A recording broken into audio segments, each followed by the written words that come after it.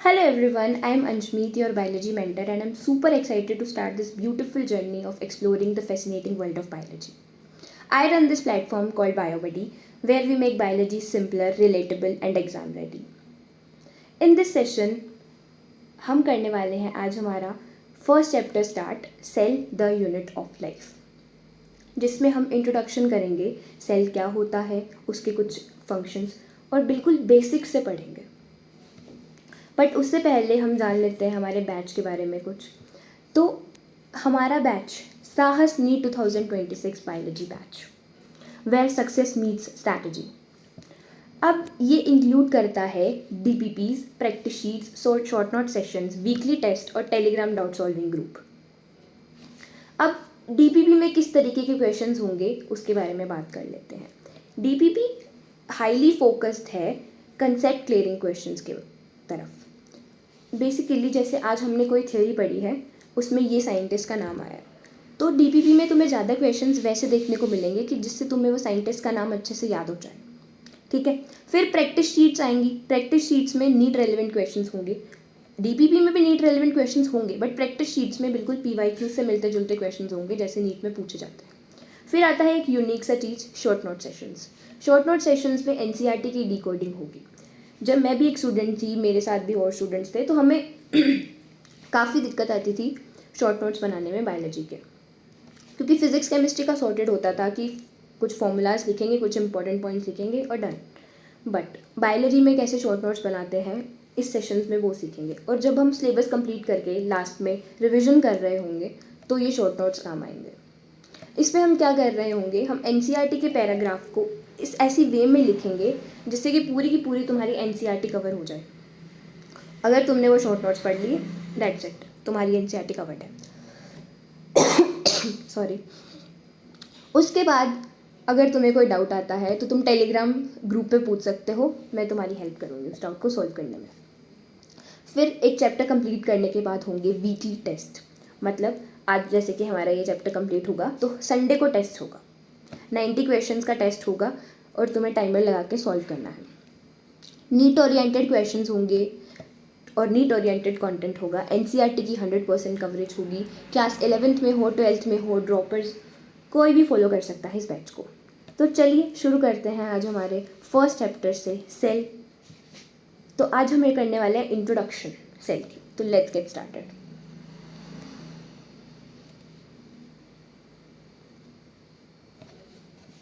सो अगर हम बात करें, सबसे पहला क्वेश्चन ही अराइज होता है अगर हम कोई चैप्टर के बारे में पढ़ रहे हैं. तो हमारे चैप्टर का नाम है सेल. सबसे पहला क्वेश्चन दिमाग में आता है कि सेल होता क्या है. सेल एक ऐसा बिल्डिंग ब्लॉक है, सेल एक ऐसा बेसिक स्ट्रक्चर है जिससे हम सब बने हुए हैं. जो भी लिविंग ऑर्गेनिज्म है वो सेल से बने हुए हैं. मैं भी सेल से बनी हुई हूँ, आप भी सेल से बने हुए हैं. जो भी लिविंग ऑर्गेनिज्म तुम्हें दिख रहा है आसपास वो सेल से बना हुआ है. ठीक है. तो एक सेल एक ऐसी चीज़ है जिससे सब बने हुए हैं. That's it. नॉर्मल भाषा में अगर बात करें तो यही है सेल की डेफिनेशन. बट किताबी भाषा में अगर हम बात करें, फंडामेंटल मतलब बेसिक. हमारी बॉडी का सबसे छोटा यूनिट क्या है, सेल है. हम जिससे बने हुए हैं वो चीज़ क्या है, सेल है. स्ट्रक्चरल, ये जो पूरा स्ट्रक्चर तुम्हें दिखता है अपनी बॉडी का या कोई भी ऑर्गेनिज्म का दिखता है वो सेल की बदौलत है. फंक्शनल, जो भी बॉडी में फंक्शंस चलते हैं, whether it's digestion, excretion, respiration, cell करवाता है वो फंक्शंस को. तो NCERT की बहुत ही प्यारी लाइन है कि fundamental, structural, functional unit of life है सेल. ठीक है. अब उसके बाद all organisms are composed of cells and product of cells. Living organism है तो मतलब वो सेल से बना हुआ है, कोई दो राय नहीं है इस बात में. Cell is a compartment in which chemical reactions occur. हमारी बॉडी को लिविंग स्टेट में रखने के लिए अगर मुझे ज़िंदा रहना है तो कुछ रिएक्शंस चल रही होंगी हमारी बॉडी में. जो कौन करवा रहा है, सेल करवा रहा है. जिस किसके अंदर चल रही हैं, सेल के अंदर चल रही हैं. ठीक है. तो फंडामेंटल, स्ट्रक्चरल, फंक्शनल यूनिट है लाइफ की, वो है cell. All organisms are compose of cells and product of cells. ठीक है. अब सेल्स का तो समझ आ गया कि all organisms are compose of cells, but ये क्या है, प्रोडक्ट ऑफ सेल्स क्या है. तो चलिए बात करते हैं इनके बारे में, और अच्छे से समझ आ जाएगा ये लाइन समझने के बाद, ये वाली लाइन समझने के बाद। Cell, tissue, organ, organ system, organism. Basically अगर मैं बात करूँ तो एक ब्रिक है, फॉर एन एग्जाम्पल हमने एक ब्रिक ली, ईंट ली, एक ईंट से पूरा घर बन जाता है, ठीक है। एक छोटी सी ईंट होती है, उससे पूरा घर बन जाता है। उसी तरीके से एक सेल से पूरा का पूरा ऑर्गेनिज्म बन जाता है, एक पूरा का पूरा लिविंग ऑर्गेनिज्म बन जाता है। कैसे? अब अगर मैंने ईंट ली, ईंट से एक दीवार खड़ी कर दिया, ठीक है, ईंट से एक दीवार खड़ी कर दिया, उसको मैंने बोल दिया टिश्यू। ग्रुप ऑफ ईंटों को बोला गया दीवार, एक दीवार ग्रुप ऑफ ईंटों को, और किसकी मदद से? दोनों ईंटों को किसकी मदद से जोड़ा? सीमेंट की मदद से। उसी तरीके से दो सेल्स को हम जोड़ते हैं इंटरसेल्युलर सब्सटेंस की मदद से। इंटर मतलब दो चीज़ों के बीच का, सेल्युलर मतलब दो सेल्स के बीच का। तो दो सेल्स के बीच में जो चीज़ लग रही है that is your intercellular substance, ठीक है। वैसे ही दो ईंटों के बीच में जो लग रहा है वो सीमेंट है, और बायोलॉजी की भाषा में हमने सीमेंट को ही बोला है इंटरसेल्युलर सब्सटेंस, ठीक है। तो टिश्यू का क्या मतलब है? Group of similar sales along with intercellular substance performing a specific function। Tissue का क्या मतलब है? Group of similar sales along with intercellular substance, जो कि हमने प्रैक्टिकल लाइफ में बोला है सीमेंट, ठीक है, जो कि एक स्पेसिफिक फंक्शन परफॉर्म कर रहा है, ठीक है, कोई भी फंक्शन परफॉर्म कर रहा है। Tissue, organ. अब ये क्या बोला है? ग्रुप ऑफ टिश्यूज को बोला गया है ऑर्गन, ठीक है। समझते हैं कैसे। अब हमने एक दीवार खड़ी कर दी, अब एक दीवार से तो कुछ होगा नहीं, घर बनाना है हमें पूरा पूरा, एक दीवार यहाँ, एक दीवार यहाँ, एक ऐसे पूरी का पूरा कमरा बनाने के लिए हमें पूरी 6 दीवारें, 6 लगेंगी, हाँ 6 दीवारें लगेंगी, ठीक है। पूरा का पूरा कमरा बनाने के लिए 6 दीवारें लगेंगी, ठीक है। उसी तरीके से एक ऑर्गन बनाने के लिए हमें ग्रुप ऑफ टिश्यूज लगेगा। जैसे कि ग्रुप ऑफ दीवारों का अगर हम बात करें तो उससे कमरा बन जाता है, वैसे ही ग्रुप ऑफ टिश्यूज से ऑर्गन बन जाता है। अब ऑर्गन हमें पता ही है हमारी बॉडी में, लंग्स हो गया, लिवर हो गया, किडनी हो गई, और वो भी अपना एक फंक्शन कर रहे हैं। जैसे कि अगर मैं लंग्स की बात करूँ तो वो रेस्पायरेशन में हेल्प कर रहा है, और ब्रीदिंग में हेल्प कर रहा है, और एक्सचेंज कर रहा है गैसेस का, ठीक है। लिवर की बात करूँ तो हमारे टॉक्सिक सब्सटेंसेस को वो फिल्टर आउट करता है, और किडनी की बात करूँ तो एक्सक्रीशन में हेल्प करता है। फिर अब कमरा तो बना लिया है, अब एक कमरा से घर थोड़ी बन जाता है, घर में काफ़ी सारी चीज़ें होती हैं। एक बेडरूम होता है, गेस्ट रूम होता है, किचन होता है, स्टोर रूम होता है, वॉशरूम्स होते हैं, ठीक है। उसी तरीके से एक ऑर्गन से काम नहीं चलने वाला अगर एक मल्टी सेलुलर ऑर्गेनिज्म है तो, ठीक है। तो ऑर्गन सिस्टम बनता है, जैसे कि एक डाइजेस्टिव सिस्टम है, डाइजेस्टिव सिस्टम में वो वाले ऑर्गन्स आ जाएंगे जो डाइजेशन में हेल्प कर रहे हैं। एक्सक्रीटरी सिस्टम है, एक्सक्रीशन में हेल्प करने वाले ऑर्गन्स आ जाएंगे, किडनी हो गई, ठीक है। उसके बाद अगर बात करें तो जैसे कि बहुत सारे कमरे मिलकर एक सिस्टम बना लेंगे, एक वेल कनेक्टेड रहेंगे साथ में, उसी तरीके से हमारी बॉडी में भी सिस्टम्स होंगे जिसको हमने ऑर्गन सिस्टम का नाम दे दिया है, ठीक है। अलग अलग सिस्टम्स बने हुए हैं हमारी बॉडी में भी। अब जब कमरे बन गए हैं, वॉशरूम्स बन गए हैं, गेस्ट रूम बन गया है, तो सबको कर दो ना कनेक्ट, कर दिया कनेक्ट। सबको कनेक्ट करने से एक घर बन जाता है। उसी तरीके से हमारे पूरे ऑर्गन सिस्टम्स को कनेक्ट करने से, डाइजेस्टिव सिस्टम, एक्सक्रीटरी सिस्टम को कनेक्ट करने से पूरा एक ऑर्गेनिज्म बन गया है, ठीक है। तो इस तरीके से बोला गया है कि all organisms are composed of cells and product of cells. तो ये है प्रोडक्ट ऑफ सेल्स, ठीक है। तो अच्छे से समझ आ गई होगी ये बात तो, हाँ जी। नेक्स्ट लाइन हमारी लिखी हुई है, anything less than a cell doesn't ensure independent living, example virus, ठीक है। बोला अगर कोई चीज़ सेल नहीं है तो वो लिविंग भी नहीं मानेंगे हम। अगर किसी चीज़ में सेल प्रेजेंट है तभी हम बोलेंगे कि तुम लिविंग हो, ठीक है। एग्जाम्पल वायरस क्यों दिया है इसको, वायरस क्यों बोला गया? वायरस एक नॉन सेल्युलर ऑर्गेनिज्म है, ठीक है। बात करते हैं क्या होता है वायरस, ठीक है। तो वायरस ना ही तो लिविंग है ना ही तो नॉन लिविंग है, ना ही तो लिविंग है ना ही तो नॉन लिविंग है। तो है क्या वायरस? मान लो वायरस हमारी बॉडी के बाहर पड़ा है तो कुछ दिक्कत नहीं करेगा, नॉर्मल नॉन लिविंग पड़ा है, उसको ऐसे जैसे कोई नॉन लिविंग चीज़ है वैसा ही है वो। अगर मेरी बॉडी के अंदर आ गया वायरस तो मेरी बॉडी की पूरी मशीनरी पे अपना कब्जा कर लेगा, पूरी बॉडी को अफलातून मचा देगा बॉडी में, और पूरी बॉडी पर कब्जा करके बैठ जाएगा कि मैं खुद की प्रोजेनीज को मल्टीप्लाई कर रहा हूँ। ठीक है, इस तरीके से वायरस काम करता है। बट हम डिफाइन ही नहीं कर पा रहे हैं कि वायरस नॉन लिविंग है या लिविंग है, क्योंकि वो इस तरीके का काम कर रहा है। तो वायरस को बोला गया है connecting link between living and non living. ठीक है, क्लियर? अगली बात करें organisms based on number of cells. दो तरीके के ऑर्गेनिज्म हैं, कितने नंबर ऑफ सेल्स होंगे एक ऑर्गेनिज्म में उसके बेसिस पर। ठीक है, तो यूनिसेलुलर ऑर्गेनिज्म की बात कर रहे थे हम। यूनिसेलुलर ऑर्गेनिज्म बोला गया है सिंगल सेल्ड है। ऑब्वियसली यार, यूनी मतलब वन, सेलुलर मतलब सेल से बना हुआ। ठीक है, performs essential function of life. NCERT लिखती है कि यूनिसेलुलर ऑर्गेनिज्म कैपेबल होते हैं इंडिपेंडेंट एग्जिस्टेंस के और परफॉर्म करते हैं अपने essential functions of life. Obviously यार, अगर एक चीज़ को इंडिविजुअल रहना है तो उसको सब खुद ही करना पड़ेगा। ठीक है, उसी तरीके से जो यूनिसेलुलर ऑर्गेनिज्म है वो एक ही सेल है, एक ही सेल है जो एग्जिस्ट कर रही है। ठीक है, तो इसका मतलब है उसको खुद इंडिपेंडेंटली एग्जिस्ट करना ही पड़ेगा, जो भी हो जाए परफॉर्म करने पड़ेंगे खुद के functions like digestion, respiration, excretion, खुद ही करने पड़ेंगे उसको, एक ही सेल को।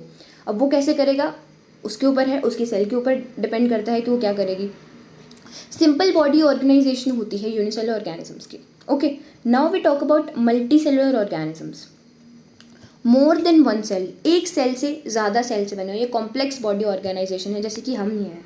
हम हैं, हमारी body more than one cell, एक सेल से तो ज़्यादा ही बनी हुई है, तो हम मल्टी सेलुलर ऑर्गेनिजम्स हैं।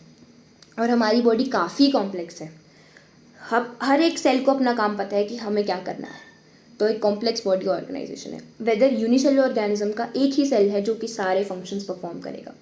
ओके, सो अगला अगर हम बात करें डिस्कवरीज की, डिस्कवरीज रॉबर्ट हुक आए सबसे पहले रॉबर्ट हुक आए। रॉबर्ट हुक ने ऑब्जर्व किए कॉर्क सेल्स। कॉर्क सेल्स क्या होते हैं? पेड़ की जो छाल होती है ना उसको बोलते हैं कॉर्क। ठीक है, और कॉर्क सेल्स मतलब उसके सेल्स। ठीक है, ऑब्जर्व्ड कॉर्क सेल्स, जैसे कि पेड़ की छाल के सेल कुछ इस तरीके के दिखे उनको, हनीकॉम्ब लाइक स्ट्रक्चर। ठीक है, अब रॉबर्ट हुक ने सबसे पहले देखा कि अरे यार, मतलब क्या चीज़ है ये हनीकॉम्ब लाइक स्ट्रक्चर्स। उन्होंने बोला कि एम्प्टी रूम्स हैं, ये तो खाली सेल्स हैं। उन्होंने बोला सेल्स तो खाली होते हैं, सेल के अंदर कुछ नहीं होता है, सेल्स आर एम्प्टी कंपार्टमेंट्स। और उन्होंने घोषित किया कि सेल तो डेड होते हैं, सेल्स मरे हुए होते हैं। ठीक है, और नो साइटोप्लाज्म। साइटोप्लाज्म क्या होता है? बेसिकली सेल के अंदर एक फ्लूइड भरा होता है जिसको साइटोप्लाज्म बोलते हैं, और इसी फ्लूइड के अंदर सारी केमिकल रिएक्शंस चल रही होती हैं जो सेल को लिविंग स्टेट में रखती है, जो सेल को जिंदा रखती है। ठीक है, तो इन्होंने देखा कि एक हनीकॉम्ब लाइक स्ट्रक्चर है, मरे हुए सेल्स हैं, सेल्स एक एम्प्टी कंपार्टमेंट्स होते हैं, नो साइटोप्लाज्म, कोई साइटोप्लाज्म नहीं है सेल के अंदर। मतलब अगर साइटोप्लाज्म ही नहीं है सेल के अंदर, इनकी जो कहने की थी कि साइटोप्लाज्म ही नहीं है तो केमिकल रिएक्शंस तो हो ही नहीं रही होंगी, मतलब डेड सेल है। क्योंकि अगर रिएक्शंस ही नहीं हो रही हैं किसी चीज़ के अंदर, अगर तो वो लिविंग है ही नहीं। ठीक है, तो अगर हम बात करें, रॉबर्ट हुक साहब ने कॉर्क सेल्स के बारे में बोला कि हनीकॉम्ब लाइक स्ट्रक्चर है, डेड सेल्स हैं, cells are empty compartments and no cytoplasm. अब बात ये आती है कि रॉबर्ट हुक साहब को ये क्यों लगा कि सेल्स डेड है। ठीक है, बेसिकली जो कॉर्क सेल्स होते हैं ना, कॉर्क सेल्स का काम होता है प्रोटेक्शन का। ठीक है, अब मुझे किसी चीज़ से प्रोटेक्शन करवानी है तो मैं चाहूँगी कि कोई और फंक्शन करे? नहीं ना, मैं सिर्फ इतना चाहूँगी कि वो प्रोटेक्शन ही करे बस। इसीलिए जो बाहर के कॉर्क सेल्स हैं हम उसको डेड बना देते हैं। ठीक है, और डेड बना देते हैं क्योंकि कुछ डिपोजिशंस करके हम उनको डेड बना देते हैं और वो डेड सेल्स बन जाती हैं। फिर वो एक ही काम करती हैं, सिर्फ प्रोटेक्शन का। और उन्होंने, रॉबर्ट हुक साहब ने सिर्फ ऑब्जर्व ही ये सेल्स किए थे जो कि डेड थे। ठीक है, तो इसीलिए उन्होंने ये ऑब्जर्वेशन दी कि सेल्स तो डेड होते हैं, और अगर वो डिपोजिशन होती है ना उनके ऊपर, तो साइटोप्लाज्म ज़्यादा रहता नहीं है, मतलब साइटोप्लाज्म कल वाली जगह पे तो डिपोजिशन हो गई, इसकी मदद से वो सेल डेड हो गया है। तो इसीलिए उन्होंने ये बोला, ठीक है। तो ये रीज़न था उनके पीछे, ठीक है। तो ये डिस्कवरी आई सबसे पहले। फिर एंटोनी वॉन लियोनहॉक साहब आए, उन्होंने बोला कि मैंने सबसे पहले लिविंग सेल देखा है। कहाँ देखा? पॉन्ड वाटर में। एंटोनी वॉन लियोनहॉक ने माइक्रोस्कोप की डिस्कवरी की और अपने ही माइक्रोस्कोप से, मतलब जिज्ञासा के चलते हुए अपने ही माइक्रोस्कोप से हर चीज़ को ऐसे देखते रहते थे। उसी तरीके से उन्होंने पॉन्ड वाटर में देखा, कुछ ऑर्गेनिजम्स दिख रहे हैं उनको, जैसे कि बैक्टीरिया हो गया, अमीबा हो गया, प्रोटिस्ट हो गए, ये पानी में तो मौजूद होंगे ही। तो उन्होंने देखा कि कुछ मूविंग, मतलब कुछ चल रहा है। फिर उन्होंने देखा कि एक तो ये तो लिविंग सेल है, ये तो एक जिंदा सेल है। ऑब्वियसली जो बैक्टीरिया है वो एक ही सेल का बना हुआ यूनिसेलुलर ऑर्गेनिज्म है, ठीक है। तो एक फर्स्ट सेल जो हमें दिखा, लिविंग सेल जो दिखा, वो पॉन्ड वाटर में दिखा था। किसने दिखाया? एंटोनी वॉन लियोनहॉक साहब ने। फिर आते हैं हमारे रॉबर्ट ब्राउन साहब, जिन्होंने डिस्कवर किया न्यूक्लियस। न्यूक्लियस तो हमें सबको पता ही होगा क्या होता है। न्यूक्लियस वो बला है जो कंट्रोल कर रही है सेल को। सेल के अंदर कुछ चीज़ें होती हैं जो उसको फंक्शन करने में हेल्प करती हैं, उनको बोलते हैं ऑर्गेनेलीज। ऑर्गेनेलीज क्या होती हैं, अभी बात कर लेते हैं। ऑर्गेनेलीज बेसिकली कंपार्टमेंटलाइजेशन होता है। मान लो ये सेल है, सेल के बाहर भी कोई बाउंड्री होगी जो उसको लिमिट कर रही है कि तुम इतने ही हो। हर चीज़ की एक बाउंड्री होती है। उसी तरीके से सेल की भी एक बाउंड्री होती है जिसको प्लाज्मा मेम्ब्रेन बोलते हैं या सेल मेम्ब्रेन बोलते हैं, ठीक है। अब सेल को हमने एक कंपार्टमेंट बोला जिसके अंदर केमिकल रिएक्शंस चल रही हैं। सेल के अंदर भी कुछ ना कुछ होगा, कंपार्टमेंटलाइजेशन होगी। अब एक कंपार्टमेंट है, क्या एक खाली कंपार्टमेंट पड़ा है? ये तो नहीं है। बट सेल क्या है? सेल के अंदर भी छोटे छोटे कंपार्टमेंट्स होते हैं जो कि फंक्शंस परफॉर्म करते हैं कुछ ना कुछ। वो ही एक कंपार्टमेंट है न्यूक्लियस, ठीक है। Discover nucleus Robert brown. और न्यूक्लियस क्या करता है? मान लो सेल एक कंपार्टमेंट है, सेल एक ऑफिस है, उसका बॉस है न्यूक्लियस, ठीक है। सेल एक ऑफिस है, उसका बॉस है न्यूक्लियस। और न्यूक्लियस है जो दूसरे कंपार्टमेंट्स को, मतलब बोले तो दूसरी ऑर्गेनेलीज को, ऑर्गेनीज बोल रहे हैं ना हम सेल की भाषा में, ऑर्गेनेलीज को ऑर्डर दे रहा है कि तुम्हें ये करना है, तुम्हें वो करना है, ठीक है। तो न्यूक्लियस है ब्रेन ऑफ सेल। जैसे कि हमारी बॉडी का जो ब्रेन है वो हमें ऑर्डर देता है कि तुम ये करोगे, तुम वो करोगे, और हमारे पूरे फंक्शंस को करवाता है ब्रेन। उसी तरीके से सेल के फंक्शंस को कौन करवा रहा है? न्यूक्लियस करवा रहा है। सेल को कंट्रोल कौन कर रहा है? न्यूक्लियस कर रहा है। डन। उसके बाद अगर कोई भी चीज़ डिस्कवर होती है तो उसके ऊपर अलग अलग थ्योरीज आती हैं कि ये चीज़ क्या है, ये कैसे आई। तो सेल के लिए भी थ्योरीज आई। सबसे पहले थ्योरी जो थी आई स्क्लीडन साहब से 1838 में। जर्मन बॉटनिस्ट थे इन्होंने। अगर बॉटनिस्ट है, बॉटनी होता क्या है? बॉटनी होती है स्टडी ऑफ प्लांट्स, ठीक है। और अगर ये बॉटनिस्ट थे तो इन्होंने प्लांट्स की स्टडी की होगी, examine large number of plant cells. Plant cells को देखा, बहुत सारे प्लांट सेल्स को ऑब्जर्व किया और एक बात पे, एक कंक्लूजन पे पहुंचे कि हर प्लांट सेल जो होता है, हर प्लांट जो होता है वो कंपोज होता है डिफरेंट टाइप ऑफ सेल से। अलग अलग तरीके के सेल्स होते हैं बॉडी में, बिकॉज मल्टी सेलुलर ऑर्गेनिज्म है तो बहुत सारे अलग अलग तरीके के सेल्स होंगे। प्लांट एक मल्टी सेलुलर ऑर्गेनिज्म है, ठीक है। तो बहुत सारे अलग अलग तरीके के सेल्स होते हैं प्लांट में, क्योंकि प्लांट बॉटनिस्ट थे तो प्लांट की बात ही करेंगे। और वो जो सेल्स हैं वो ग्रुप करके बना लेते हैं टिश्यू, ठीक है। तो नॉर्मल सी बात कही इन्होंने, स्लीडन साहब ने, कि all plants are composed of different type of cells और ग्रुप करके बना लेते हैं टिश्यूज। फिर आते हैं हमारे श्वान साहब, थियोडर श्वान। 1839 में पहले एनसीईआरटी में लिखा हुआ था ब्रिटिश जूलॉजिस्ट, पर अब चेंजेस आए एनसीईआरटी में तो अब लिख दिया है जर्मन जूलॉजिस्ट। इन्होंने एग्जामिन किए large number of animal cells. Zoologist हैं। जूलॉजी क्या होता है? स्टडी ऑफ एनिमल्स, ठीक है।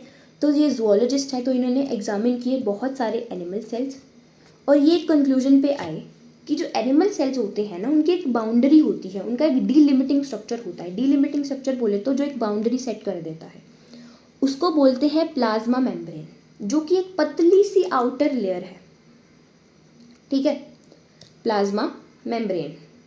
और इन्होंने बोला कि एनिमल सेल्स में सेल वॉल प्रेजेंट नहीं होती है, बट प्लांट सेल्स में प्रेजेंट होती है। जब ये एनिमल सेल्स की स्टडी कर रहे थे तो इन्होंने देखा कि एनिमल सेल्स की जो आउटर लेयर है वो तो प्लाज्मा मेम्ब्रेन है, बट क्यूरोसिटी के चलते हुए ये प्लांट सेल्स पर भी गए कि प्लांट और एनिमल्स में क्या डिफरेंट है। तो इन्होंने देखा कि सेल वॉल जो है वो प्लांट सेल्स का करेक्टर है, एनिमल सेल्स में सेल वॉल प्रेजेंट नहीं होती है। और अगर हम देखें तो क्यों ही होगी सेल वॉल एनिमल सेल्स में प्रेजेंट? क्या हमें प्लांट जितना स्टिफ बनना है? क्या हमें प्लांट जितना कठोर बनना है? नहीं बनना है, हमें फ्लेक्सिबल रहना है। एनिमल सेल्स को लोकोमोशन करना है, इधर उधर मूवमेंट करनी है, पर प्लांट सेल्स को नहीं करनी है। सेल वॉल एक ऐसा फीचर है प्लांट्स का जो कि उन्हें कठोर बनाता है, उन्हें स्ट्रॉन्ग बनाता है और उनको एक शेप देता है। बट हम एक फ्लेक्सिबल बॉडी है, हमारी फ्लेक्सिबल बॉडी है, हमें लोकोमोशन करना है, तो इसीलिए हमें सेल वॉल की ज़रूरत नहीं है। जैसे जैसे इवोल्यूशन हुआ तो एनिमल सेल्स में सेल वॉल हट गई। अब एक चीज़ रह गई थी पहले, जो ये वाला पॉइंट है ये नीट 2024 में PYQ आया हुआ NCERT में क्या बोलते हैं MCQ में पूछा था, ठीक है। नीट 2024 में PYQ आया हुआ है ये, नीट 2024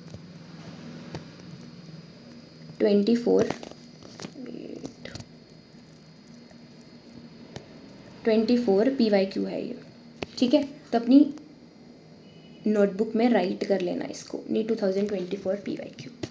हाँ, और अगर हम बात करें नोट्स की, तो ये नोट्स आप बनाएंगे क्लास के साथ साथ, ठीक है। बट अगर आपको ऐसे भी चाहिए मिल जाएंगे, बट आई प्रेफर कि तुम नोट्स खुद बनाना। बाद में जब रिवीजन करोगे तो तुम्हें सारी चीज़ें अच्छे से याद रहेंगी अगर तुम खुद अपने हाथ से नोट्स बनाओगे तो, ठीक है। तो हमारी डिस्कवरीज के बारे में जानना हमने। नेक्स्ट जो थी, श्वान साहब ने एक हाइपोथेसिस दी। हाइपोथेसिस क्या होता है? एक साइंटिफिक स्टेटमेंट होती है।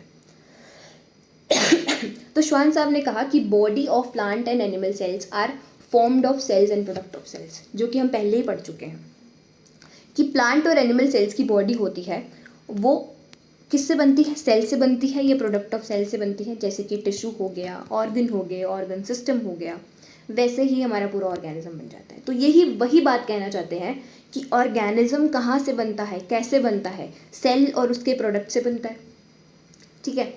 अब हमें ये तो पता चल गया कि सेल क्या होता है, बट किसी ने ये बात तो की नहीं कि सेल आया कहाँ से, और जो नए सेल्स बन रहे हैं, हमारी बॉडी बहुत सारे सेल्स से बनी हुई है, एक सेल से तो बनी नहीं हुई है। तो जो नए सेल्स आ रहे हैं, नए सेल्स बन रहे हैं, वो कहाँ से आ रहे हैं? तो ये ड्रॉबैक रह गया सेल थ्योरी का। सेल थ्योरी में सिर्फ इतना बोल दिया कि भाई हम सेल से बने हुए हैं, बट सेल्स कहाँ से आ रहे हैं वो ड्रॉबैक था। तो ड्रॉबैक क्या था? How new sales were formed. कौन आया एक्सप्लेन करने? रुडोल्फ वर्चो साहब।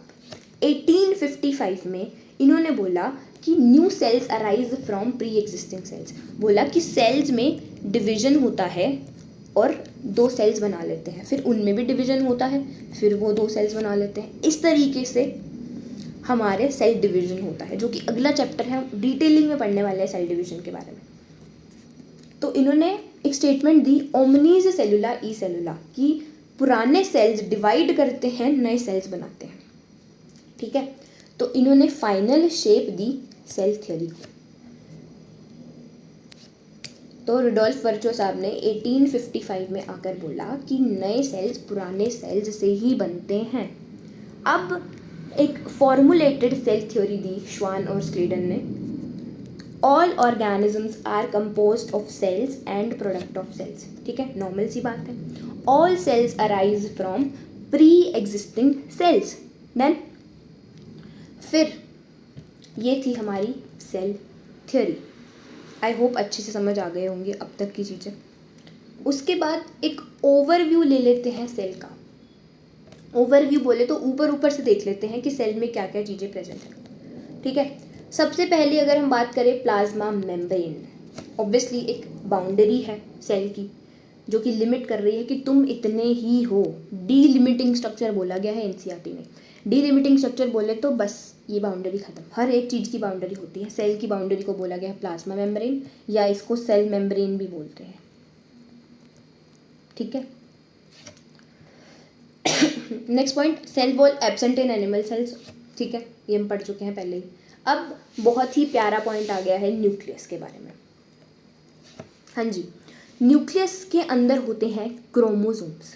न्यूक्लियस तो हमें पता लग गया कि ब्रेन ऑफ सेल होता है, ठीक है, जो कि हर चीज़ को कंट्रोल कर रहा है। बट न्यूक्लियस के अंदर भी ऐसी क्या चीज़ है जो कि उसको इतना पावरफुल बना रही है कि वो हर चीज़ को कंट्रोल कर पा रहा है? न्यूक्लियस के अंदर प्रेजेंट होते हैं क्रोमोसोम्स। और क्रोमोसोम्स क्या होते हैं? क्रोमोसोम्स डीएनए से बने होते हैं। आगे जाके डिटेलिंग में पढ़ने वाले हैं कि क्या होता है क्रोमोसोम्स, बट अभी ओवरव्यू ले रहे हैं तो इतना समझ लेते हैं, क्रोमोसोम्स डीएनए से बने होते हैं। ठीक है। और क्या है उनमें? जेनेटिक मटेरियल है, जो कि हमारी बॉडी की केमिकल रिएक्शंस के बारे में, जो भी हमारी केमिकल रिएक्शंस हो रही हैं बॉडी में, या जो भी है हमारी बॉडी में, कि स्किन कलर क्या होगा, हाइट कितनी होगी, सब इन्फॉर्मेशन किसके पास है? जेनेटिक मटेरियल बोलते हैं, जो इन्फॉर्मेशन कैरी करता है। और ये जेनेटिक मटेरियल आता कहाँ से है? हमारे पेरेंट्स से हम में आता है। और कुछ ना कुछ वेरिएशन होती है इस जेनेटिक मटेरियल में, वरना हम अपने पेरेंट्स जैसे ही दिख रहे होते। कुछ वेरिएशंस होती हैं जिनकी वजह से हम थोड़े अलग दिखते हैं अपने पेरेंट्स से, बाकी आता हमारे पेरेंट्स से ही है। ठीक है। तो जेनेटिक मटेरियल क्या है? जो कि स्टोर करता है information about chemical reactions occur in our body, या जो भी हमारी बॉडी में दिख रही है वो सब जेनेटिक मटेरियल के पास इंफॉर्मेशन है। तो न्यूक्लियस में इतनी पावरफुल चीज़ है, तो ऑब्वियसली वो हर एक ऑर्गेनली को ऑर्डर दे सकता है कि तुमने ये करना है, तुमने वो करना है। ठीक है। और न्यूक्लियस के बेसिस पर हम ऑर्गेनलीज को डिफाइन कर रहे हैं प्रोकैरियोटिक और ऑर्गेनिजम्स को डिफाइन कर रहे हैं प्रोकैरियोट्स और यूकैरियोट्स में। कैसे?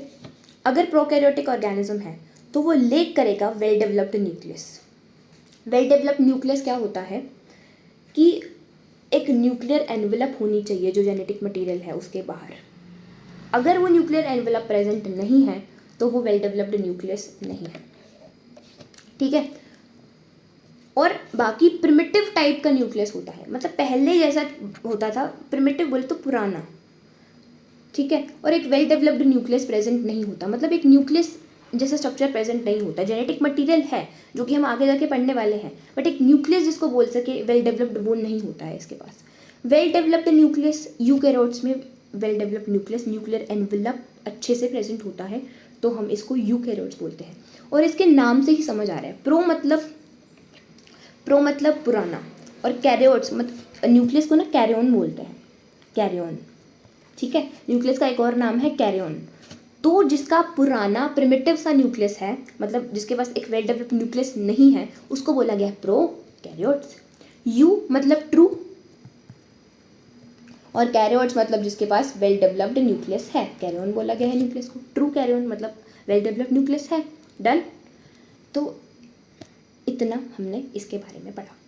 नेक्स्ट हमारा आता है साइटोप्लाज्म।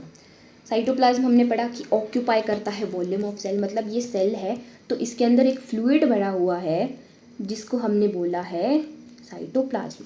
इसके अंदर ही सारी केमिकल रिएक्शंस चल रही हैं। ठीक है। अब केमिकल रिएक्शंस क्यों चलती हैं? इसको हमारे सेल को जिंदा रखने के लिए, to keep cell in living state से केमिकल रिएक्शंस जो चलती हैं सेल में। ठीक है। To keep the cell in. और ये बोला एनसीईआरटी लिखती है main arena of cellular activities, main arena of cellular activities. Arena बोले तो अखाड़ा, यहाँ पे पूरी सेलुलर एक्टिविटीज़ चल रही होती है। फिर एक एडिशनल पॉइंट की अगर हम बात करें, मेटाबॉलिज्म। मेटाबॉलिज्म क्या होता है? जैसे कि सेल की जो एक्टिविटीज़ है वो साइटोप्लाज्म में चल रही होती हैं। हमारी पूरी की पूरी बॉडी में जो भी केमिकल रिएक्शंस चल रही होती हैं हमें ज़िंदा रखने के लिए, उसको बोला जाता है मेटाबॉलिज्म। कहते हैं ना जिसका मेटाबॉलिज्म ज़्यादा स्ट्रॉन्ग होगा वो अच्छी बॉडी है उसकी। ये मेटाबॉलिज्म होता क्या है? हमारी बॉडी में सारी रिएक्शन चल रही होती है ना, उसका सम टोटल होता है। कुछ भी हमारी बॉडी में बन रहा है, कुछ भी कट रहा है, उसका सम टोटल क्या है? मेटाबॉलिज्म है। तो ऑब्वियसली अगर जिसका मेटाबॉलिज्म रेट ज़्यादा होगा, मतलब उसकी क्षमता ज़्यादा है केमिकल रिएक्शंस को करवाने की, तो अच्छी बात है एक। तो sum total of all reactions occur in our body. एक है एनाबॉलिज्म, एक होता है कैटाबॉलिज्म। दो टाइप का होता है मेटाबॉलिज्म। एनाबॉलिज्म हमारी बॉडी में जो भी फॉर्मेशन हो रही होती है, थोड़ा बहुत रेस्पिरेशन के बारे में पता होगा कि ग्लूकोज बनना, उसको बोल दिया एनाबॉलिज्म। ग्लूकोज से एनर्जी, कार्बन डाइऑक्साइड बनना, उसको बोल दिया कैटाबॉलिज्म। ठीक है, तो अगर हमारी बॉडी में कुछ भी कटफट रहा होता है तो उसको बोलते हैं कैटा, मतलब ब्रेक डाउन होना। एनाबॉलिज्म बोले तो फॉर्मेशन होना किसी चीज़ की। ठीक है, तो ये होता है मेटाबॉलिज्म। फिर ऑर्गेनेलीज की बात की जाए, ऑर्गेनेलीज हम पढ़ चुके हैं, formed by compartmentalization of cell. Eukaryotic cell की अगर हम बात करें तो कंपार्टमेंटलाइजेशन होती है, क्योंकि प्रोकैरियोटिक सेल में अगर हम बात करें ना, मेम्ब्रेन बाउंड ऑर्गेनेलीज प्रेजेंट ही नहीं है।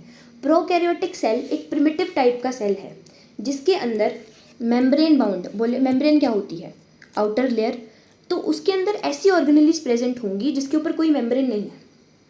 ठीक है, बट यूकैरियोटिक सेल एक वेल डेवलप्ड सेल है जिसके अंदर मेम्ब्रेन बाउंड, जिसके बाहर एक कवरिंग है, वो चीज़ प्रेजेंट होगी उसके अंदर। अब कैसे होती हैं ये चीज़ें, मान लो ये एक प्लाज्मा मेम्ब्रेन आ गई सबसे पहले सेल पे, उसके अंदर ही कंपार्टमेंटलाइजेशन होगी, ऐसे कंपार्टमेंट्स बन गए साइटोप्लाज्म के अंदर। मान लो ये सेल है, इसके अंदर कंपार्टमेंट्स बन गए, यही प्लाज्मा मेम्ब्रेन ने कंपार्टमेंट्स बना दिए, तो उसको बोल दिया हमने कंपार्टमेंटलाइजेशन ऑफ सेल। और ये यूकैरियोटिक सेल का फीचर है, क्योंकि प्रोकैरियोटिक सेल में non membrane bound organelles present होती हैं जिसके ऊपर कोई भी कवरिंग नहीं होती है, ऐसे ही घूम रही होती है साइटोप्लाज्म में। अब ये ऑर्गेनेलीज होती क्या है, वही बात हो गई कि सेल को अगर हमने एक ऑफिस मान लिया तो न्यूक्लियस उसका बॉस है, और बॉस थोड़ी होता है ऑफिस में, और भी तो पर्सन होते हैं जो काम कर रहे होते हैं। बॉस तो सिर्फ ऑर्डर कर रहा होता है ना कि तुमने ये करना है, तुमने वो करना है, तो और भी ऑर्गेनेलीज होंगी जो एक ऑफिस को चलाने में काम कर रही होंगी। उसी तरीके से सेल है जिसके अंदर न्यूक्लियस होगा और काफ़ी और ऑर्गेनेलीज होंगी जो एक सेल को फंक्शन करने में हेल्प कर रही होंगी। 1000 काम करने हैं सेल को, ठीक है, तो और ऑर्गेनेलीज प्रेजेंट होंगी, जैसे कि माइटोकॉन्ड्रिया हो गया, पावर हाउस ऑफ सेल जो कि एनर्जी पहुंचाता है, एंडोप्लाज्मिक रेटिकुलम हो गया, गोल्गी apparatus न्यूक्लियस हो गया। ये इसके बारे में हम बाद में पढ़ेंगे डिटेलिंग में। ठीक है, नेक्स्ट जो हमें ओवरव्यू में दे रखा है वो है ribosomes. Ribosomes non membrane bound organelle है। अगर कोई चीज़ नॉन मेम्ब्रेन बाउंड है तो उसके चांसेस है कि वो प्रोकैरियोट में प्रेजेंट हो, और उसके ये भी चांसेस है कि यूकैरियोट्स में प्रेजेंट हो सकती है। ऐसा कोई डिफाइंड नहीं है कि अगर कोई नॉन मेम्ब्रेन बाउंड ऑर्गेनेली है तो वो प्रोकैरियोट्स में प्रेजेंट होगी ही होगी और यूकैरियोट्स में नहीं होगी, नहीं, ऐसा कुछ नहीं है। अगर कोई नॉन मेम्ब्रेन बाउंड ऑर्गेनेली है तो वो प्रोकैरियोट्स में प्रेजेंट है, बट पक्का नहीं है कि होगी ही होगी। ठीक है, तो ribosomes non membrane bound organelle है और वो प्रोकैरियोट्स और यूकैरियोट्स दोनों में प्रेजेंट है। इसका काम क्या है, प्रोटीन सिंथेसिस काम है, जो कि आगे डिटेलिंग में पढ़ने वाले हैं, बट ओवरव्यू में इतना जान लेते हैं कि सिर्फ प्रेजेंट कहाँ होती है। Also present in chloroplast, mitochondria and rough endoplasmic reticulum. जो ये एंडोप्लाज्मिक रेटिकुलम है ना, इसकी दो टाइप्स होती हैं, स्मूथ एंड रफ। तो रफ क्यों बोलते हैं उसको, क्योंकि उसके ऊपर राइबोसोम्स प्रेजेंट होते हैं, तो इसीलिए वो रफ अपीयरेंस देता है। मतलब मान लो ये अगर एंडोप्लाज्मिक रेटिकुलम है तो इसके ऊपर राइबोसोम्स प्रेजेंट है, तो ये रफ अपीयरेंस दे रहा है। ठीक है, जो आगे जाके पढ़ने वाले हैं। सेंट्रोजोम, ठीक है, और हाँ, क्लोरोप्लास्ट क्या होता है, फोटोसिंथेसिस होती है ना प्लांट्स में, जहाँ पे वो ऑर्गेनेली है क्लोरोप्लास्ट। माइटोकॉन्ड्रिया जहाँ पे एनर्जी बन रही है, पावर हाउस ऑफ सेल बोलते हैं। ठीक है, और रफ एंडोप्लाज्मिक रेटिकुलम जो हम आगे पढ़ने वाले हैं। सेंट्रोजोम की बात करें, not present in prokaryotes, prokaryotes में प्रेजेंट नहीं होता है ये, और ये तो एक नॉन मेम्ब्रेन बाउंड ऑर्गेनेली है, तो इसीलिए बोला था कि कोई डिफाइंड नहीं है कि अगर कोई नॉन मेम्ब्रेन बाउंड ऑर्गेनेली है तो वो प्रोकैरियोट्स में प्रेजेंट होगी ही होगी। सेंट्रोजोम सेल डिवीजन में हेल्प करता है। सेल डिवीजन क्या बोले, एक सेल है वो 2 सेल्स में टूट रहा है, तो उसको बोलते हैं सेल डिवीजन। ठीक है, तो centrosome not present in prokaryotes, non membrane bound organelle है जो कि हेल्प करती है सेल डिवीजन में। नेक्स्ट लाइन लिखी है, shape of cell vary with function they perform. ठीक है, अब अगर मुझे किसी व्यक्ति से या किसी से भी किसी सेल से फंक्शन करवाना है तो मुझे उसकी शेप उसी अकॉर्डिंग रखनी पड़ेगी जो उसका फंक्शन है। आगे जाके समझते हैं क्या होगा, एग्जाम्पल्स से आराम से समझ आ जाएगा क्या है। आरबीसी, आरबीसी का काम क्या है, हमारी बॉडी में ऑक्सीजन का ट्रांसपोर्ट करना। आरबीसी ब्लड में प्रेजेंट है, ब्लड पूरी बॉडी में ऑक्सीजन का ट्रांसपोर्ट करता है। ठीक है, नॉर्मल बात है ये। अब उसकी शेप मुझे कैसी रखनी चाहिए कि वो अच्छे से ट्रांसपोर्ट कर सके ऑक्सीजन का, राउंड एंड बाइकॉन्केव। गोल होना चाहिए और इतनी अंदर उसके जगह होनी चाहिए कि आराम से वो ऑक्सीजन को रख सके। एक और अच्छी बात आरबीसी के बारे में, आरबीसी जब बन रही होती है तब उसके अंदर न्यूक्लियस और मेम्ब्रेन बाउंड ऑर्गेनेलीज दोनों प्रेजेंट हैं, क्योंकि वो एक सेल है।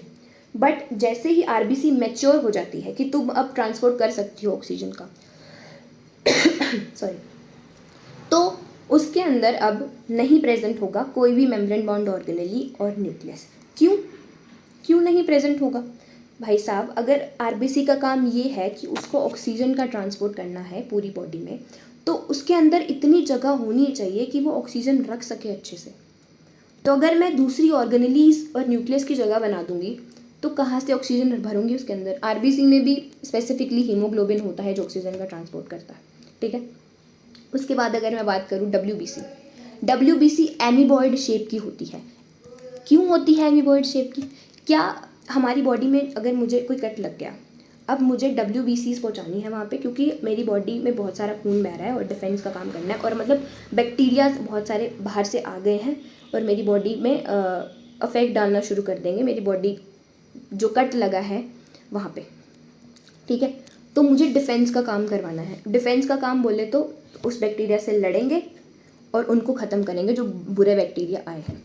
अब क्या मेरी बॉडी हॉलो है क्या? सिंपल गई आरबीसी गोल गोल ऐसे जा रही हैं और आराम से निकल गई? नहीं, कहीं बॉडी में मेम्ब्रेन्स बनी हुई हैं, कहीं बॉडी में सेल्स ऐसे जुड़े हुए हैं।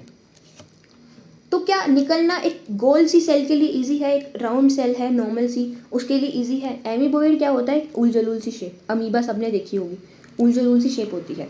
उल जलूल सी शेप तो ये दो सेल्स के बीच में से निकल जाएगी ऐसे, या कोई मेम्ब्रेन को भी पार कर लेगी आराम से, क्योंकि ठीक है।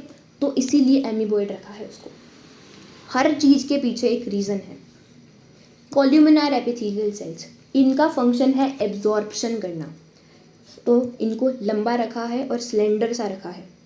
तो अगर मैं नर्व सेल्स की बात करूँ, नर्व सेल्स को ब्रांच्ड और लॉन्ग रखा गया है। क्यों? क्योंकि उनको करवाना है कंडक्ट नर्व इम्पल्स को। अब इसका क्या मतलब है?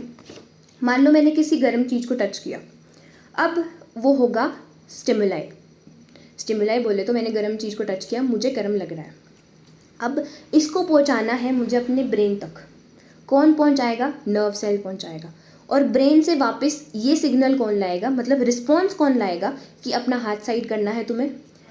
कौन लाएगा? नर्व सेल लाएगा। तो उनको ब्रांच, मतलब पूरे बॉडी पे सिग्नल्स पहुंचाने हैं तो ब्रांच रखना ही पड़ेगा, और लंबा, क्योंकि ब्रेन तक पहुंचाने हैं सिग्नल्स और हर जगह पहुंचाने हैं बॉडी में, ठीक है। तो इसीलिए कंडक्शन ऑफ नर्व सेल के लिए ब्रांच और लॉन्ग रखा गया है। फिर आता है ट्रैकीड जाइलम पढ़ा होगा सबने। जाइलम होता है जो कि पानी का कंडक्शन करवाता है हमारे प्लांट सेल्स में। अब प्लांट्स पे पानी कौन ऑब्जर्व करता है? रूट करती है। अब मान लो मेरे को बहुत ऊपर तक पानी पहुंचाना है, तो मुझे ट्रैकीड को इलोंगेटेड रखना पड़ेगा। ट्रैकीड जाइलम का ही एक पार्ट होता है, जाइलम टिश्यू का पार्ट होता है, ठीक है। तो वो वाटर कंडक्शन के लिए मुझे उसको लॉन्ग रखना पड़ेगा। मीजोफिल सेल्स में क्लोरोप्लास्ट प्रेजेंट होता है, क्योंकि उसको नॉर्मल राउंड एंड ओवल रखी गई है। फिर आती है size of different sales, NCERT लिखती है, तो पहले एक बार इसको समराइज कर लेते हैं। आरबीसी राउंड और बाइकॉन्केव होती है, ट्रांसपोर्ट करती है ऑक्सीजन का। डब्ल्यूबीसी एमीबॉयड होती है जो कि डिफेंस में हेल्प करवा रही है। Columnar epithelial cells long and narrow हैं जो कि एब्जॉर्प्शन में काम कर रही हैं। Nerve cell branch and long है जो कि कंडक्शन कर रही है नर्व इम्पल्स का। ट्रैकीड इलोंगेटेड है जो कि वाटर कंडक्शन कर रही हैं। Mesophyll cell round and oval है जो कि फोटोसिंथेसिस में हेल्प कर रही हैं, ठीक है। अब एनसीईआरटी में मेंशन्ड है ये चीज़, साइज ऑफ डिफरेंट सेल्स।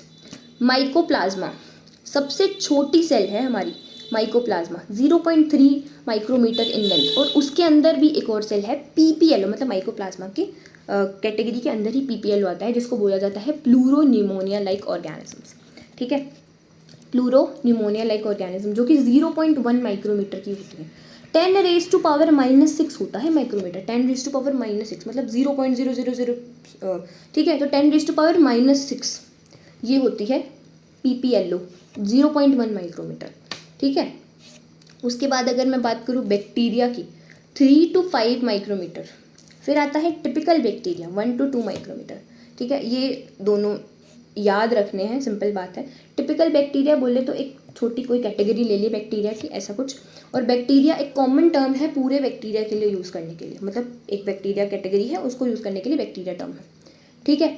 फिर अगर मैं बात करूँ वायरसेस की, वायरस हमने पढ़ा 0.02 से 0.2 micrometer, eukaryotic cell 10 to 20 micrometer size होता है। Ostrich egg single isolated largest cell है हमारे पास, ऑस्ट्रिच एग, ठीक है, single isolated largest cell, ostrich का अंडा।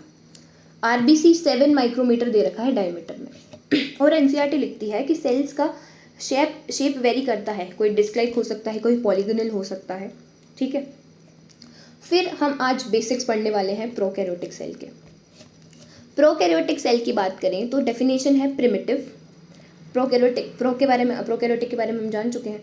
प्रो मतलब पुराना, कैरियोटिक मतलब कैरियन, न्यूक्लियस के बेसिस पर बांटा है हमने। Primitive unicellular organism that lacks true nucleus, मतलब एक membrane bound well developed nucleus present नहीं होता है, lacks true nucleus. And membrane bound organelles, जिनके पास मेम्ब्रेन बाउंड ऑर्गेनेलीज नहीं प्रेजेंट होती हैं, प्रिमिटिव है, यूनिसेलुलर ऑर्गेनिज्म है, उसको बोला गया है प्रोकैरियोटिक सेल, ठीक है।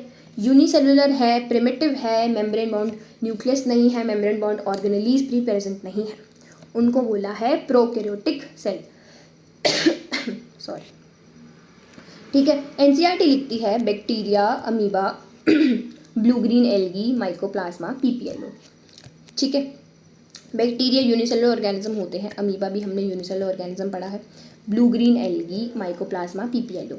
फिर एनसीईआरटी एक लाइन लिखती है कि डिवाइड्स फास्टर देन यूकैरियोट्स, ठीक है। यूनिसेलुलर ऑर्गेनिज्म है, एक ही सेल है, उसको एक सेल को डिवाइड किया, खत्म। बाइनरी फिजन होता है इनमें, बाइनरी फिजन कि दो, एक सेल है ऐसे काटा और डिवाइड किया। बट वेरी अगर हम बात करेंगे सेल साइकिल और सेल डिवीजन चैप्टर में, तो हम पढ़ेंगे कि सेल कैसे डिवाइड करता है, ठीक है। तो उसमें पता लगेगा एक सेल के बारे में, डिवीजन के बारे में, ठीक है। फिर उसके बाद हमारे पास एक लाइन है एनसीईआरटी की, varies greatly in shape but fundamentally similar. क्या है कि प्रोकैरियोटिक सेल्स बहुत सारी शेप्स में मिल सकते हैं तुम्हें, बट फंडामेंटली वो एक ही सेल है जिनके पास सेल मेम्ब्रेन है, एक न्यूक्लियस अच्छा सा प्रेजेंट नहीं है, नॉन मेम्ब्रेन बाउंड ऑर्गेनेलीज है, वही सेल है, बेसिक स्ट्रक्चर उनका एक ही है, बट काफ़ी सारी शेप्स में मिल सकते हैं। अब एनसीईआरटी ने शेप्स लिखी हुई हैं, बेसिलस, कोकस जो कि स्फेरिकल है, बेसिलस रोड लाइक ऐसा, coccus spherical, vibrio comma, spirillum spiral, ये अच्छे से याद कर लेना, ठीक है। तो आज हम इतना ही पढ़ने वाले हैं बेसिकली, बट अभी एनसीईआरटी रीडिंग करेंगे और फिर कुछ क्वेश्चंस करेंगे, देन सम अप करेंगे लेक्चर को, ठीक है। तो एनसीईआरटी का फर्स्ट पेज है ये। When you look around you see both living and non living things, you must have wondered and asked yourself what is it that makes an organism living or what is it that an inanimate thing doesn't have। inanimate बोले तो non living thing, ठीक है। inanimate क्या होता है, non living thing होती है, inanimate thing non living thing होती है, एनसीईआरटी में लिख लेना आपने। The answer to this is the presence of a basic unit of life, the cell। all organisms are composed of cells, some are composed of a single cell and are called unicellular organism, while others like us composed of many cells are called multicellular organism। फिर बोला है what is a cell। unicellular organisms are capable of independent existence and performing essential functions of life। अगर एक अकेला cell है तो खुद independently exist करने की क्षमता रखता है और अपने एसेंशियल फंक्शंस को परफॉर्म करने की भी क्षमता रखता है। Anything less than a cell doesn't ensure independent living. अगर कोई चीज़ सेल नहीं है तो वो इंडिपेंडेंटली लीव भी नहीं कर सकती, लिविंग है ही नहीं, सिंपल सी बात है। Hence cell is the fundamental structural and functional unit of living organism. सबसे पहले एंटोनी साहब आए, उन्होंने पहला सेल देखा, रॉबर्ट ब्राउन ने डिस्कवर किया न्यूक्लियस, इन्वेंशन की, हाँ एंटोनी वॉन लियोनहॉफ ने अपना माइक्रोस्कोप बनाया था, ये तो पता ही है। बट जैसे कि ऐसे इलेक्ट्रॉन माइक्रोस्कोप आया तो हम सेल के अंदर की डिटेल्स को भी जान पाए कि सेल के अंदर क्या क्या ऑर्गेनेलीज प्रेजेंट है, सब चीज़ों के बारे में। फिर 1838 में स्लीडन शाब आए, उन्होंने जर्मन बॉटनिस्ट थे, उन्होंने एग्जामिन किया लार्ज नंबर ऑफ प्लांट्स और एक कंक्लूजन पर पहुंचे कि प्लांट्स की बॉडी होती है वो कंपोज होती है डिफरेंट टाइप ऑफ सेल्स और सेल्स मिलकर बनाते हैं टिश्यूज, ठीक है। फिर श्वान साहब आए, जर्मन जूलॉजिस्ट थे, उन्होंने हाइपोथेसिस भी दी और बोला कि सेल वॉल यूनिक करेक्टर है प्लांट सेल्स का। और एनिमल सेल्स में बोला कि प्लाज्मा मेम्ब्रेन प्रेजेंट होती है, मतलब एनिमल सेल्स को जब पढ़ा था। प्लांट सेल्स में प्लाज्मा मेम्ब्रेन प्रेजेंट है, बट एक आउटर कवरिंग और है जिसको हम सेल वॉल बोलते हैं। ठीक है, तो श्वान साहब की हाइपोथेसिस थी bodies of animals and plants are composed of cells and product of cells. फिर ड्रॉबैक आया कि जो नए सेल्स बनते हैं वो कहाँ से आते हैं, तो रुडोल्फ साहब आए, उन्होंने 1855 में बोला कि जो पुराने सेल्स हैं उनसे ही डिवाइड करके नए सेल्स बनते हैं। तो सेल थ्योरी को एक फाइनल शेप मिल गई। All living organisms are composed of cells and product of cells, all cells arise from pre existing cells. फिर ओवरव्यू की बात करें, हाँ एक चीज़ रह गई थी, सॉरी। हाँ, एनसीईआरटी ने बोला है कि अनियन पील सेल और ह्यूमन चीक सेल को हमने ऑब्जर्व किया माइक्रोस्कोप के अंदर। जब अनियन पील सेल को देखा तो उनके अंदर पाई गई सेल वॉल, क्योंकि वो एक प्लांट सेल है। फिर ह्यूमन चीक सेल को देखा तो उनकी आउटर कवरिंग क्या थी, सेल मेम्ब्रेन। दैट्स इट, यही चीज़ थी वैसे तो एनसीईआरटी ने डिलिमिटिंग स्ट्रक्चर लिखा हुआ है, किसको, प्लाज्मा मेम्ब्रेन को। फिर बोला है the chromosomes which in turn contain the genetic material DNA. Cells that have membrane-bound nuclei are eukaryotic, whereas cells that lack a membrane-bound nucleus are prokaryotic. In both prokaryotic and eukaryotic cell, a semi-fluid matrix called cytoplasm obviously present होता है, जो कि occupy करता है volume of cell. Cytoplasm बोला है main arena of cellular activities in both plant and animal cells. Besides the nucleus, the eukaryotic cells have other membrane-bound distinct structures called organelles, जैसे कि Golgi complex, lysosomes, mitochondria, microbodies and vacuoles. Both eukaryotic and prokaryotic cell में ribosome present होता है। Ribosome क्या है, non membrane bound organelle है। Chloroplast में present होता है, माइटोकॉन्ड्रिया में, रफ एंडोप्लाज्मिक रेटिकुलम पे भी। Animal cells contain other non membrane bound organelle called centrosome which helps in cell division. ठीक है, cells differ greatly in size, shape and activities. For example mycoplasma जो कि smallest है are only 0.3 micrometer in length. Why, सबसे पहले ये देख लो, ये तुम्हारी red blood cells RBC, white blood cells amoeboid defence का काम कर रही हैं, ट्रांसपोर्ट ऑफ ऑक्सीजन का काम कर रही है RBC. Columnar epithelial cells long and narrow होती हैं, nerve cells branch and long, tracheid elongated, mesophyll cell round and oval. ठीक है, एक बैक्टीरिया की बात करें तो 3 to 5, अगर एक टिपिकल बैक्टीरिया की बात करें तो 1 to 2 माइक्रोमीटर हो सकता है। Largest isolated single cell egg of an ostrich.